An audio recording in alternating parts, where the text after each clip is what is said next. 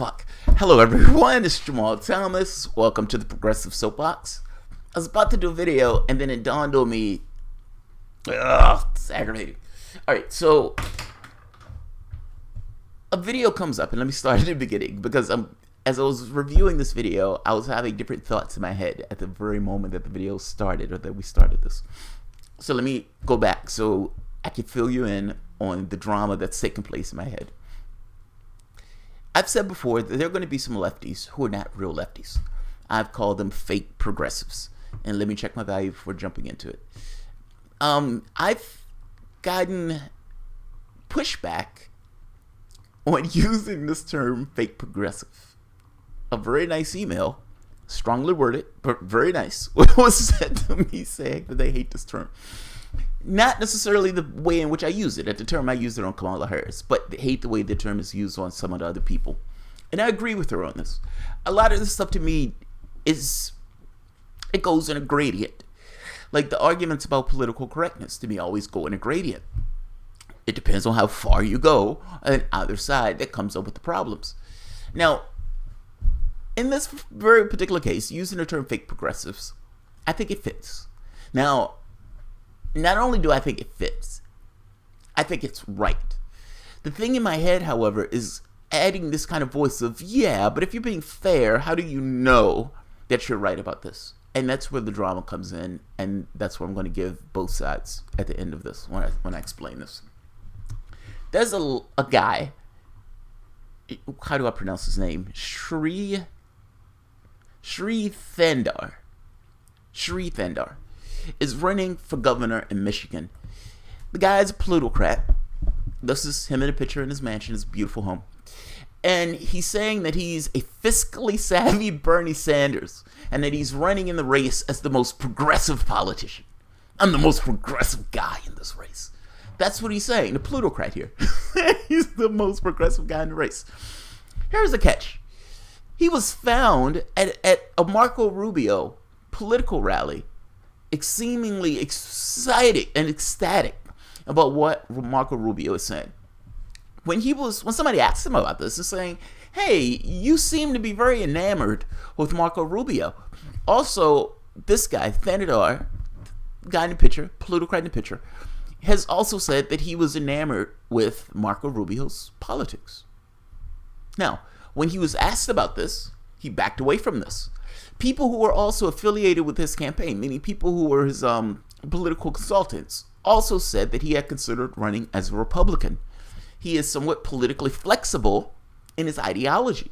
And the idea that he calls himself the most progressive candidate is laughable. It's laughable. This plutocrat comes out and says he's the most progressive. He's a fiscally savvy Bernie Sanders and didn't even know what he was when he was starting to run in his race. This is nonsense. This is nonsense. Now, when he's addressed about this, when somebody says something about this, his response is, no. I really didn't love Marco Rubio in the way you said I love Marco Rubio. This is The Intercept. Take a look at this.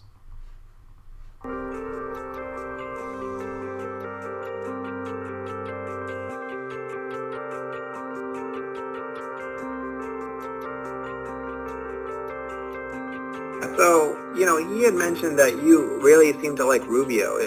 Did you think that maybe he was doing No, I just like politics. And I'm fascinated by American presidency,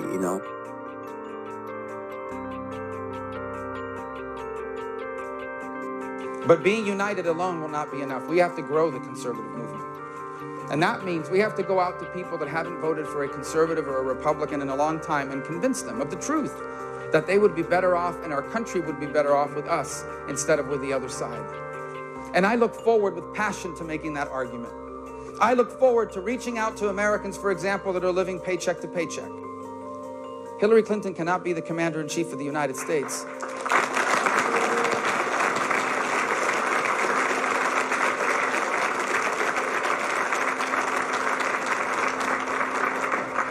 I'm an immigrant like your father. Started my own business and created many jobs. Can you take a picture?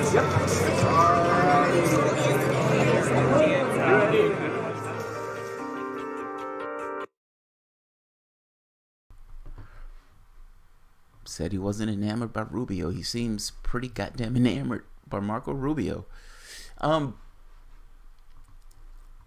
just to give a little bit more information on this.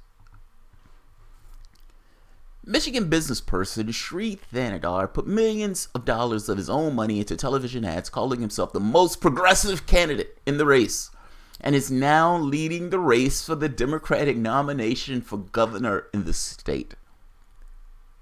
The strength of Thanedar's ideological core has been called into question. Although he has branded himself a fiscally savvy Bernie Sanders, numerous proponents or prominent political consultants from both parties told The Intercept in April that he had gone to them before announcing and he had considered running as a Republican instead. Talking about doesn't know what he is. I suspect that it doesn't really matter what he is, because from his standpoint, he's like, look, I'm a businessman. I've sold shit in the past. I can sell shit now. And if I need to sell it to the audience because I think the audience is on more so to the left, I'll sell the shit to them to the left. That's what Democrats do anyway. What does it matter? Now, in this part, the one issue... Okay, right here. In an interview with The Intercept, Thanedar acknowledged that he did attend a variety of campaign rallies in 2016, but he denied that he had any love for Rubio, describing his activities in Iowa as more of a political tourist. DeSano mentioned that you really seem to like Rubio, he asked. No, I really just like politics. I'm fascinated by American presidency. American president is such a powerful leader of the free world. So I went to house parties. I went to several presentations by the Clintons. I went to rallies by Bernie Sanders. And also I went to some rallies with some Republican candidates, he said. But I'm more interested in the process. I don't know what that means.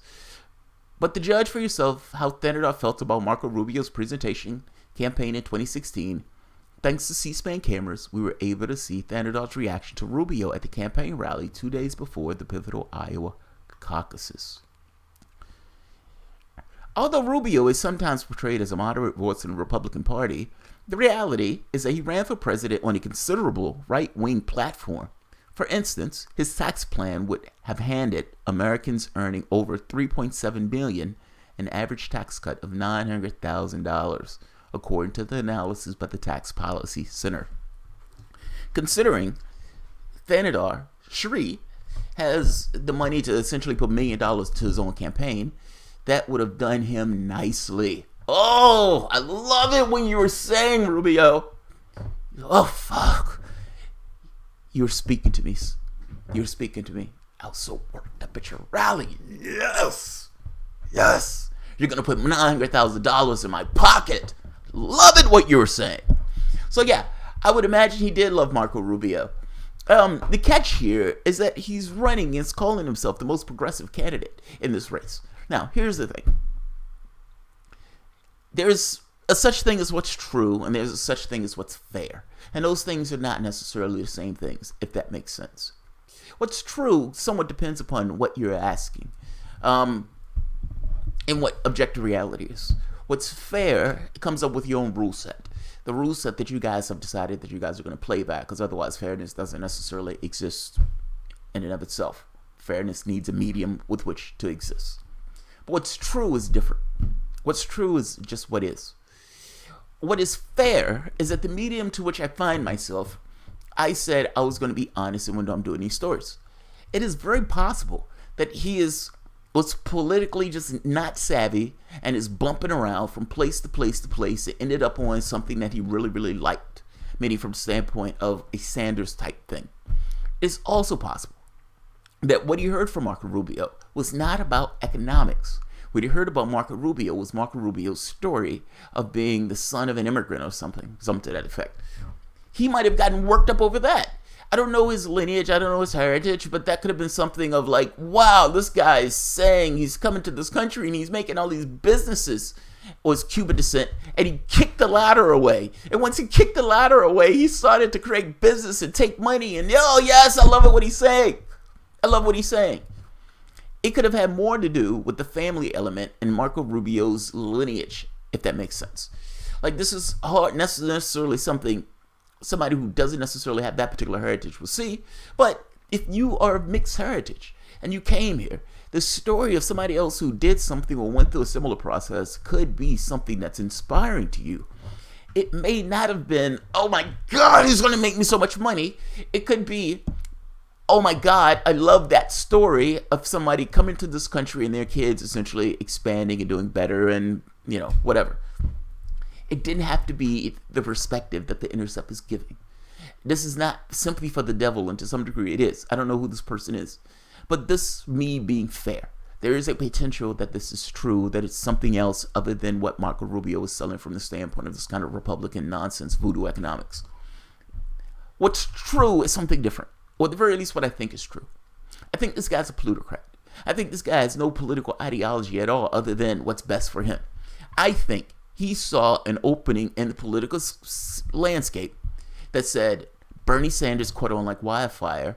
Bernie Sanders won in Michigan. He ran and beat the stuffing out of Hillary Clinton. And there is an opening for me to sell something for a Bernie Sanders-esque run. What am I going to do when I get into government mansions? Who the fuck knows? What does it matter? At the end of the day, my goal is to get in, and I am going to sell a product like I was a businessman selling any other product. That's what I think is true. Because if somebody had a political ideology, you wouldn't necessarily go around trying to figure out who you are. People with political ideologies know who they are. They know what they are. They don't have to go around a year prior talking to Tim and Pat and Paul and everybody else to get some sense of who they are. Not to mention the political consultants are saying, this guy was talking about running as a Republican, and now he's talking about running as a Bernie Sanders. Fiscally savvy Bernie Sanders. Fake! Fake, fake, fake.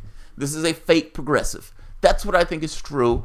But again, what's fair, he may not necessarily have been happy and clappy at Marco Rubio. It might have been more the immigrant thing. I don't know. I can only tell you what I think, and I can only be fair in regards to giving you both. So I'm not going to keep this one long because there's not much on this. I just wanted to point this out. I've made the point that there were fake progressives running in the United States. I think this is one of them. Don't be conned. Just saying. All right. If you enjoy the content, please feel free to share, like, subscribe, and of course, you can always support through Patreon. Thanks, everyone.